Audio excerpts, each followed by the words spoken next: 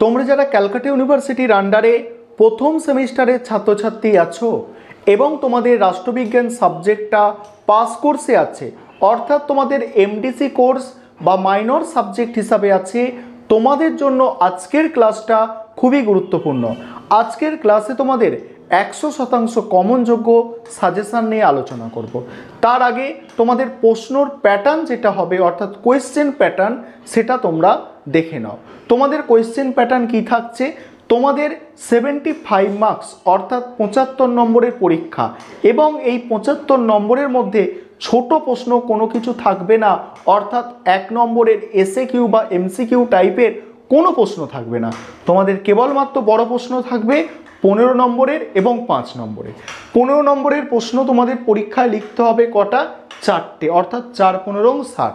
এবার 5 নম্বরের প্রশ্ন কটা লিখতে হবে? 5 নম্বরের প্রশ্ন তোমাদের 3টে লিখতে হবে, অর্থাৎ 3 5 15। এই হচ্ছে তোমাদের কোয়েশ্চেন প্যাটার্ন। এবারে তোমরা সম্পূর্ণ সাজেশানটা দেখে নাও। আরেকটা বিষয় তোমাদের এখানে বলবো যে তোমাদের জন্য স্টাডি মেটেরিয়াল তৈরি করা হয়েছে। তোমরা যারা স্টাডি মেটেরিয়ালটা পারচেস করতে চাইছো, অর্থাৎ স্টাডি মেটেরিয়ালটা কিনতে চাইছো, তোমরা এই নম্বরে যোগাযোগ করতে পারো। চলো তোমরা আজকে সাজেশানটা দেখে নাও। এই প্রশ্নগুলো তোমরা অতি অবশ্যই তৈরি করে যাও, তোমরা পরীক্ষায় ভালো নম্বর পেয়ে পাস করে যাবে, এটুকু নিশ্চিত। চলো তোমরা সাজেশানটা দেখে নাও। এবারে তোমরা সম্পূর্ণ সাজেশানটা দেখে নাও। দেখো, তোমাদের 15 নম্বরের জন্য যে প্রশ্নগুলো তৈরি করতে হবে সেগুলো প্রথমে দেখে নাও। 1 নম্বর প্রশ্ন, স্বাধীনতা ও সাম্যের মধ্যে সম্পর্ক লেখো।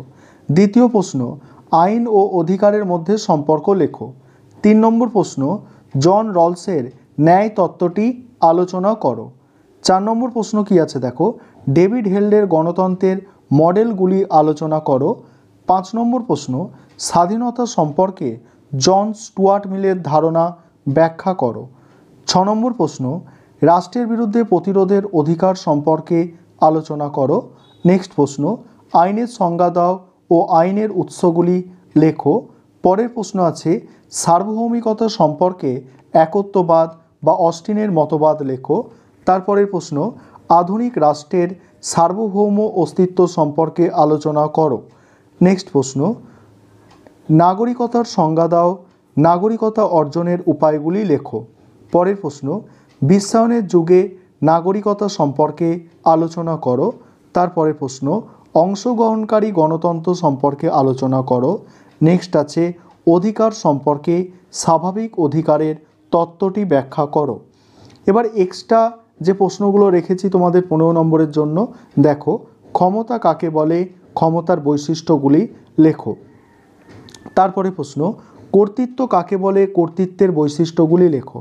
নেক্সট আছে, রাষ্ট্রের সংজ্ঞা দাও এবং প্রধান বৈশিষ্ট্যগুলি লেখো। পরের প্রশ্ন, জাতির ধারণা ব্যাখ্যা করো, জাতীয় জনসমাজ গঠনের প্রধান উপাদানগুলি লেখো। পরের প্রশ্ন, জাতি ও রাষ্ট্রের মধ্যে পার্থক্য লেখো।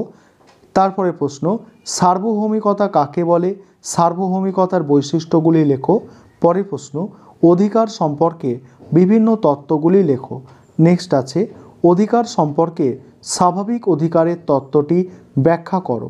এবারে 5 নম্বরের জন্য যে প্রশ্নগুলো তোমাদের তৈরি করতে হবে, দেখো, সাম্য স্বাধীনতার মধ্যে সম্পর্ক লেখো, ক্ষমতা বলতে কি বোঝো, কর্তৃত্ব বলতে কি বোঝো, জাতীয় রাষ্ট্রের মধ্যে, জাতি ও হবে এটা, জাতি ও রাষ্ট্রের মধ্যে পার্থক্য, আইন ও স্বাধীনতার মধ্যে সম্পর্ক, জনগণের সার্বভৌমিকতার তত্ত্বটি লেখো। তারপরে প্রশ্ন, আইনের প্রকৃতি বা বৈশিষ্ট্য লেখো। নেক্সট আছে, রাষ্ট্রবিজ্ঞানের প্রকৃতি আলোচনা করো। তারপরে গণতন্ত্রের ত্রুটিগুলি লেখো। পরের প্রশ্ন, কর্তৃত্ববাদী রাজনৈতিক ব্যবস্থা কী। পরের প্রশ্ন, আইনের সংজ্ঞা দাও। নেক্সট, আইনের উৎসগুলি লেখো।